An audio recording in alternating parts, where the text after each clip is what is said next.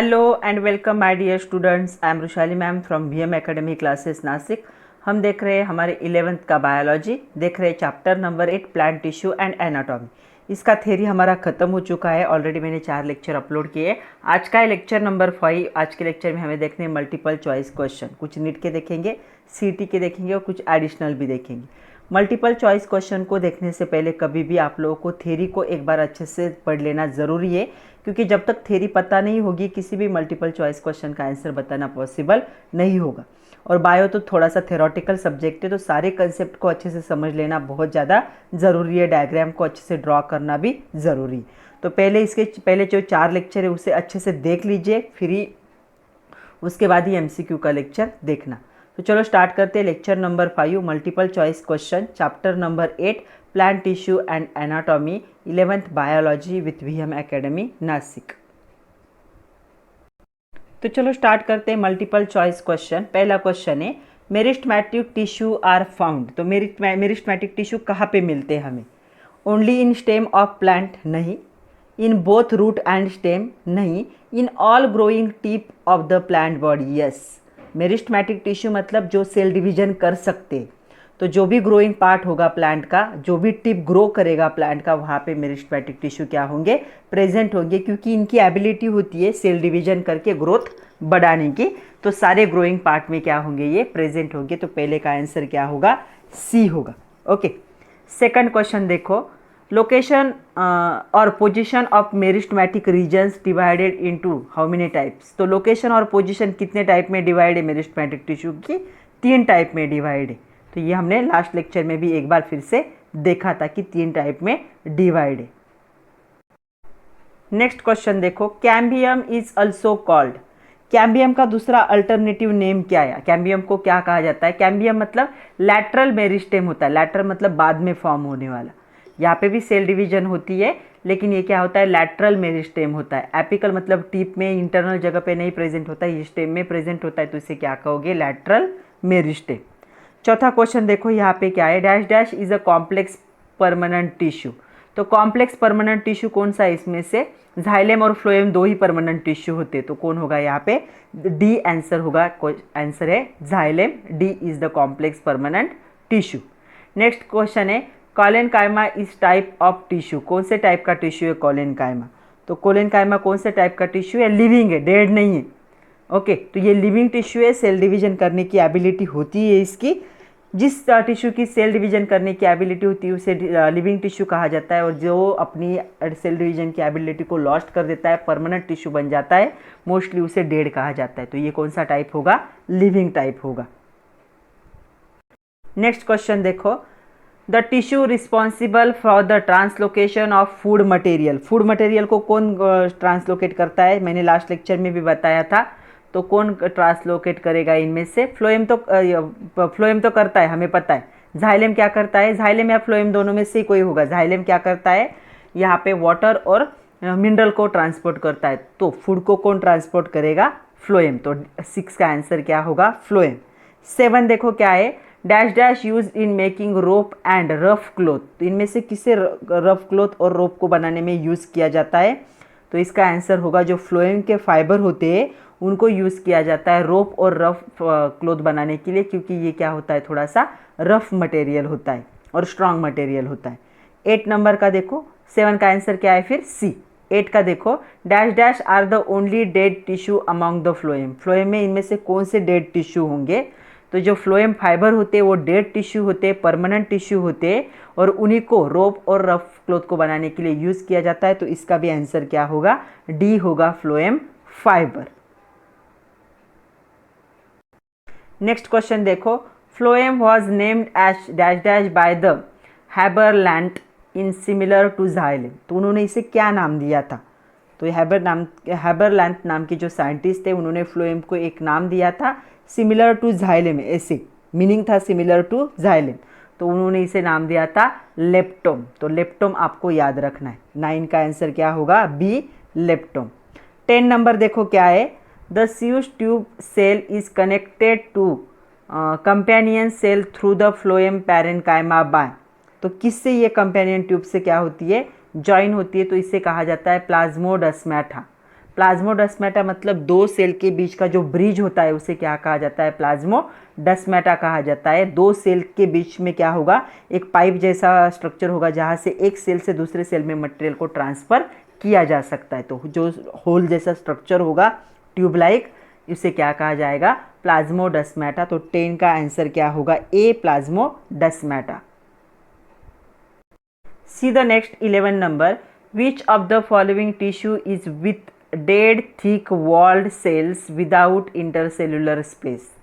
तो डेड होने चाहिए, थिक होने चाहिए और विदाउट इंटरसेलुलर स्पेस होने चाहिए। तो इनमें से कौन से ऐसे टिश्यू है, तो इसका आंसर होगा सी, स्कैरेनकाइमा। क्या होते हैं, डेड टिश्यू होते हैं, थिक भी होते हैं और इनके बीच में इंटरसेलुलर स्पेस भी प्रेजेंट नहीं होता। तो इसका आंसर होगा 11 का सी, स्कैरेनकाइमा।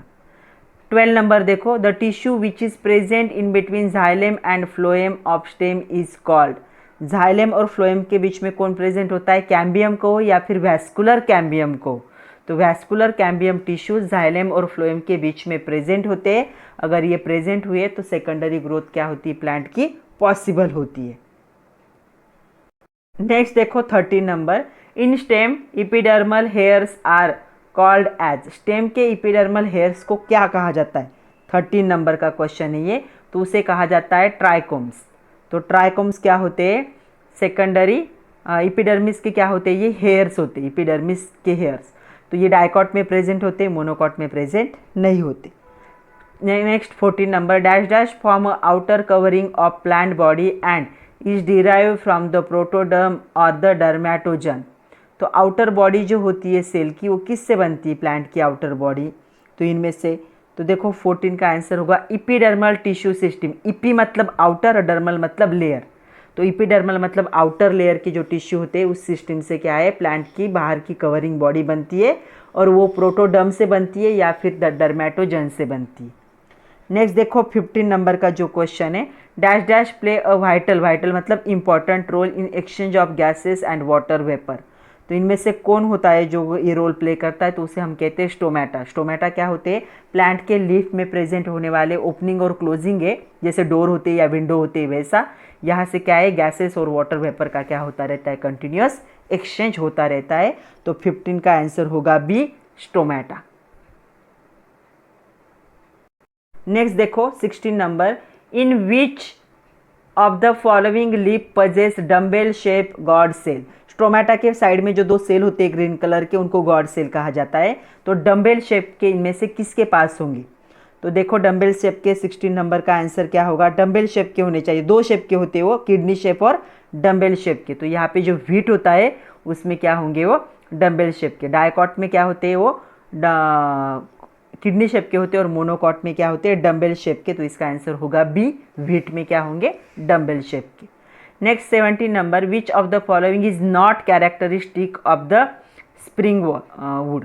तो स्प्रिंग वुड का कैरेक्टर इनमें से कौन सा नहीं है। ओके 17 नंबर देखो, तो इसका आंसर होगा सी, नैरो जाइलेम बैंड। तो इसमें नैरो जाइलेम बैंड प्रेजेंट नहीं होते स्प्रिंग वुड में। स्प्रिंग सीजन में आने वाले वुड में नैरो जाइलेम बैंड नहीं होते। तो इसका आंसर क्या होगा, नैरो जाइलेम बैंड प्रेजेंट होते हैं। तो ये क्या होगा, इसका आंसर है कि ये क्या है, not a characteristic of the spring would. Next है पेरिडर्म कंसिस्ट ऑफ। तो पेरिडर्म के पास क्या होता है, 18 नंबर। तो पेरिडर्म के पास क्या होता है, फैलोजन भी होता है, फेलिन भी होता है, फेलोडर्म भी होता है। इन तीनों से तो पेरिडर्म बनता है। तो इसका आंसर होगा ऑल ऑफ दिस। तो 18 का आंसर है डी, ऑल ऑफ दिस, क्योंकि पेरिडर्म इन तीनों के कॉम्बिनेशन से बनता है। नेक्स्ट क्वेश्चन देखो 19 number, which of the following essential for secondary growth. तो बहुत बार बात हो चुकी है इस पे। सेकेंडरी ग्रोथ के लिए क्या ज़रूरी है, जाइलेम और फ्लोएम के बीच में कैम्बियम प्रेजेंट होना ज़रूरी है, तभी सेकेंडरी ग्रोथ पॉसिबल है। तो इसका आंसर होगा डी, कैम्बियम। 20 नंबर देखो, vascular bundle of dicot root और रूट का वैस्कुलर बंडल क्या होता है, रेडियल होता है। जाइलेम फ्लोएम क्या होते हैं, अलग अलग सिचुएटेड होते हैं, अलग अलग प्रेजेंट होते। तो ये क्या होंगे, रेडियल एक्सार्च कहा जाता है उसे। 21 नंबर देखो, in which of the following characters a monocot root differ from the dicot root. तो हम डिफरेंस भी देख चुके। तो 21 नंबर में देखो कि कौन से ऐसे कैरेक्टर है जिसमें मोनोकॉट और डाइकॉट रूट क्या होंगे, डिफर होंगे। तो लार्ज पिथ, एक का नैरो होता है और दूसरे का लार्ज होता है, तो इसका आंसर होगा बी 21 नंबर का।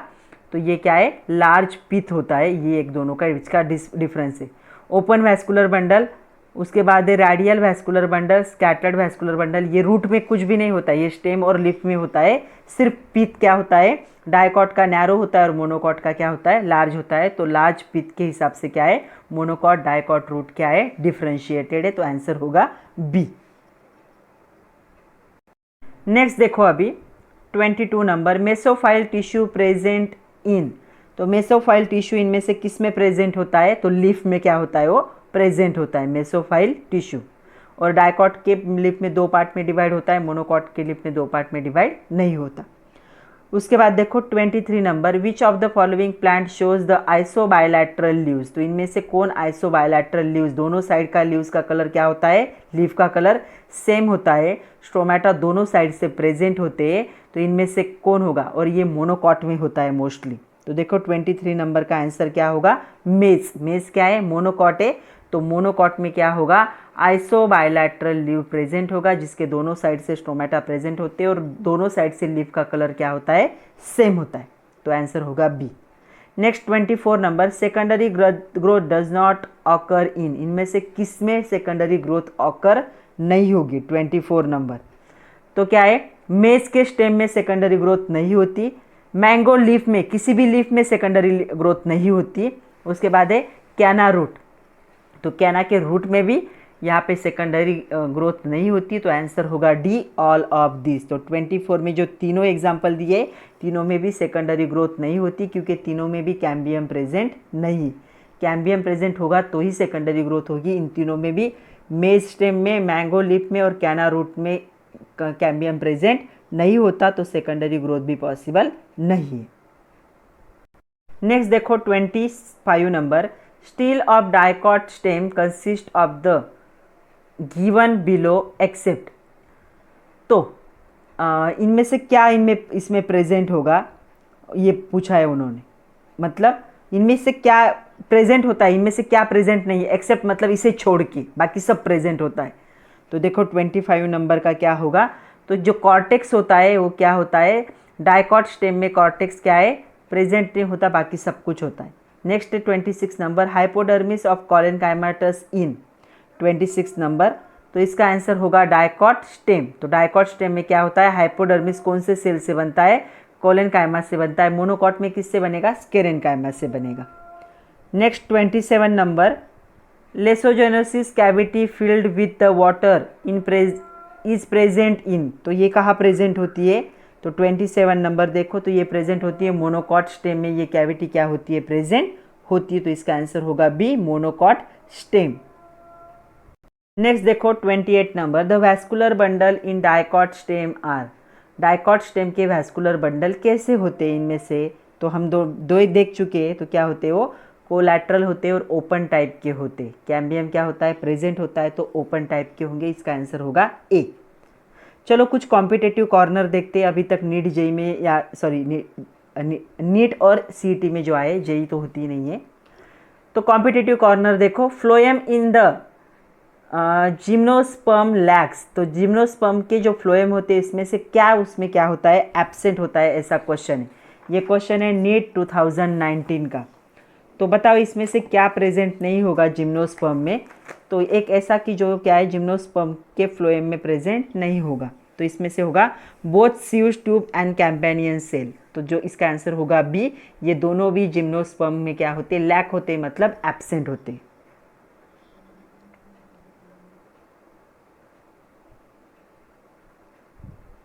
नेक्स्ट क्वेश्चन देखो, grass leaves curl inward during very dry weather, select the most appropriate reason from the following. तो ग्रास के जो लीव्स होते हैं, अगर ड्राई सीजन हुआ तो ऐसे कर्ल हो जाते, मतलब सिकुड़ जाते। इसके लिए हमें अप्रोप्रिएट रीज़न बताना है, जो नीचे दिए गए है उसमें से। तो देखो यहाँ पे क्या होता है, इसका जो होता है आंसर होगा facility of the bulliform cell. तो क्या होता है, ग्रास लीव कर्ल होते हैं inward to minimise the water loss. तक क्या क्या है, सिकुड़ जाएंगे, तो जो स्टोमेटा है वो क्लोज हो जाएंगी, और क्या कर देंगे ये ड्राई सीजन में, अपने आप से उनके लीफ में से जो वाटर का लॉस हो रहा है उसे वो क्या करेंगे, रोक देंगे। इस कंडीशन को कहा जाता है flaccidity of the bulliform cell. Next देखो third, which of statement given below is not true about formation of annual ring in tree. ये नीट 2019 का क्वेश्चन है। तो एनुअल रिंग फॉर्म न होने के लिए कौन सा स्टेटमेंट यहाँ पे क्या है, नॉट कहा है, स्टेटमेंट नॉट ट्रू कहा है। Activity of cambium depend upon variation of climate, तो ये तो पता है हमें, ये तो ट्रू सेंटेंस है। Annual ring are not prominent in tree of the temperate region, तो ये इसका क्या होगा, आंसर होगा। तो जो टेम्परेट रीजन होता है वहाँ पे एनुअल रिंग का क्या होता है, एनुअल रिंग नॉट प्रोमिनेंट होती है। ऐसा क्यों, जो एनुअल रिंग होती है, annual rings are form due to the activity of cambium, cambium की एक्टिविटी की वजह से एनुअल रिंग क्या होती है, फॉर्म होती है। The activity of cambium is under the control of many physiological and environmental factor, तो ये जो एक्टिविटी कैम्बियम की उसे कौन कंट्रोल करता है, एनवायरमेंटल फैक्टर और फिजियोलॉजिकल फैक्टर क्या करते हैं, इसे कंट्रोल करते हैं।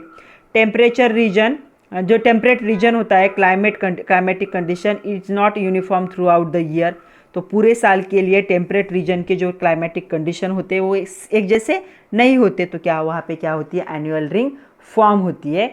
तो उन्होंने कहा था नॉट ट्रू मतलब फॉल्स है, कौन सा होगा, तो ये होगा बी। नेक्स्ट क्वेश्चन देखो, regeneration of damage growing grass following grazing is largely due to, तो जो ग्रास है कभी कभी डिजनरेट हो जाता है, डैमेज होता है, वापस अपने आप आ जाता है, आप लोगों ने बहुत बार देखा होगा, तो ऐसा क्यों होता है, ये नीट उड़ीसा का क्वेश्चन है 2019 का। तो ये होता है इंटर कैलरी मेरिस्टेम की वजह से, तो जो डी आंसर है इसका। इंटर कैलरी मेरिस्टेम जो होते हैं ऑकर्स इन ग्रास, ग्रास में प्रेजेंट होते हैं at the base of internode, internode जो बेस होते हैं उसके अंदर, which regenerate the grass damage due to the grazing, जैसे ग्राजिंग होगा मतलब ग्राजिंग प्रोसेस जैसे ही होती है ग्रेजिंग प्रोसेस, वैसे ही ये क्या करेगा, ये टिश्यू क्या करता है, इसे रीजनरेट करता है, मतलब वापस इसे ग्रो करने में हेल्प करता है। तो इसका आंसर होगा इंटर कैलरी मेरिस्टेम, और ये सेल डिवीजन की एबिलिटी रखता है। नेक्स्ट क्वेश्चन 5th नंबर देखो, in the dicot root the vascular cambium originated from, तो ये नीट 2019 का क्वेश्चन है। डाइकॉट रूट में वैस्कुलर जो कैम्बियम है कहाँ से ओरिजिनेट होता है, ऐसा क्वेश्चन है। तो इसका आंसर है B, tissue located below the phloem bundle and the portion of pericycle tissue above the protoxylem, तो फ्लोएम बंडल के नीचे का पार्ट और जो पेरीसाइकल पेरिकाइमा इसके ऊपर का जो पार्ट होता है वहाँ पे क्या है, वैस्कुलर कैम्बियम क्या होते, ओरिजिनेटेड होते या फिर लोकेटेड होते। ओके, तो इसका आंसर होगा बी। नेक्स्ट देखो, कैप्सैरियन स्ट्रिप्स ऑकर्स इन, नीट 2018 का क्वेश्चन है। तो कैप्सैरियन कहाँ पे नीट ऑकर होता है, यहाँ पे एंडोडर्मिस में होता है, तो मैंने ये आपको वहाँ पे भी बताया था, तो इसका आंसर होगा डी, एंडोडर्मिस। 7 नंबर देखो, plant having a little not a secondary growth are, तो प्लांट हैविंग लिटल और नो सेकेंडरी ग्रोथ आर, छोटी ग्रोथ होती है या सेकेंडरी ग्रोथ नहीं होती है, ऐसा क्यों है, ये क्वेश्चन पूछा है। तो ऐसा किस में होगा, एग्जाम्पल पूछा है उन्होंने, तो ऐसा ग्रास में होता है। ग्रास क्या होता है, छोटी साइज होती है और इनमें कभी भी सेकेंडरी ग्रोथ होती नहीं। नेक्स्ट क्वेश्चन देखो, यहाँ पे सेकेंडरी ग्रोथ के लिए क्या जरूरी है बच्चों, secondary growth take place in the stem, तो ग्रास जो होता है और वो भी कहाँ पे होगा, रूट में होता है, डाइकोटिलीडॉन के या फिर जिम्नोस्पर्म के। बट जो ग्रास है ये क्या है, मोनोकोटिलीडॉन है, इसमें सेकेंडरी ग्रोथ कभी भी पॉसिबल नहीं होगी। नेक्स्ट क्वेश्चन देखो 8 नंबर क्या है, secondary xylem and phloem in dicot stem are produce by, secondary xylem और फ्लोएम को प्रोड्यूस कौन करता है डाइकॉट स्टेम में, ये नीट 2018 का क्वेश्चन है 8 नंबर का। तो इसे वैस्कुलर कैम्बियम क्या करते हैं, प्रोड्यूस करते हैं। तो हमें पता है सेकेंडरी जाइलम और फ्लोएम के बीच में क्या होता है, वैस्कुलर कैम्बियम प्रेजेंट होता है, वही सेकेंडरी ग्रोथ में हेल्प करता है। सेकेंडरी ग्रोथ के बाद ही सेकेंडरी जाइलम और सेकेंडरी फ्लोएम बनेंगे, तो कौन रिस्पॉन्सिबल होगा, वैस्कुलर कैम्बियम, तो इसका आंसर होगा बी। तो 8 का आंसर बी है, ये नीट 2018 का क्वेश्चन है। नेक्स्ट क्वेश्चन देखो 9 number, the vascular cambium normally give rise to, तो वैस्कुलर कैम्बियम कहाँ पे राइज होता है। ओके, तो 9 नंबर देखो, तो ये कहाँ पे होता है, सेकेंडरी जाइलम में होता है। तो सेकेंडरी जाइलम को क्या करता है, ये बनाता है। नेक्स्ट क्वेश्चन है identify the wrong statement in the cortex of the heartwood. तो हार्टवुड के लिए हमें क्या करना है, रॉन्ग स्टेटमेंट ढूंढना है। नीट 2017 का क्वेश्चन है ये। तो देखो क्या होगा, इसका आंसर है C, it conduct water and the mineral efficiently. तो ऐसे कहा जाता है कि जो कॉर्टेक्स होता है वो क्या है, वाटर और मिनरल को इफिशियंटली क्या करता है, कंडक्ट करता है। बट ये क्या है, रॉन्ग स्टेटमेंट है, ऐसा कभी भी पॉसिबल नहीं है। तो इसका आंसर होगा C, it conduct water and mineral efficiently is not wrong statement for the cortex. Last question देखो, which of the following is made up of the dead cell. तो डिग सेल से कौन बनता है यहाँ पे, डेड सेल चाहिए था यहाँ पे, डेड सेल से कौन बनता है यहाँ पे, ऐसा है। नीट 2017 का क्वेश्चन है। तो यहाँ पे जो होगा फेलेम सी। तो फेलेम क्या है, यहाँ पे डेड सेल से बनता है, बाकी सारे डेड सेल से नहीं बनते। पैरेनकाइमा, कोलेनकाइमा, फ्लोएम कहेंगे तो ये क्या होंगे, डेड सेल नहीं होंगे। तो इसका आंसर होगा सी, फ्लेम। तो कॉर्क कैम्बियम में क्या होता है, फैलोजन प्रेजेंट होता है, ये कटअप होता है दो पार्ट में, और आउटर पार्ट होता है डिफ्रेंशिएट होता है कॉर्क और फेलेम में। तो कॉर्क क्या होता है, इम्परवियस वाटर को पास नहीं करने देता, क्योंकि उसके क्या होता है, सुबेरेन जो सेल वॉल होती है वो प्रेजेंट होती है, सुबेरेन सेल वॉल। तो इसके वजह से क्या होता है, ये डेड सेल। तो इसका आंसर होगा फेलेम। तो सी क्या होगा, इसका आंसर होगा। तो इतने ही क्वेश्चन थे बच्चों, जितने थे मैंने सारे कवर कर लिए। आप सारे क्वेश्चन को एक बार आपके नोटबुक में नोट डाउन कर लीजिए। जल्दी हम नया चैप्टर स्टार्ट करेंगे, chapter number 9, morphology of flowering plant. बहुत ही इंटरेस्टिंग टॉपिक है वो भी। तब तक के लिए पढ़ते रहिए, खुद का ख्याल रखिए। Thank you very much my dear students.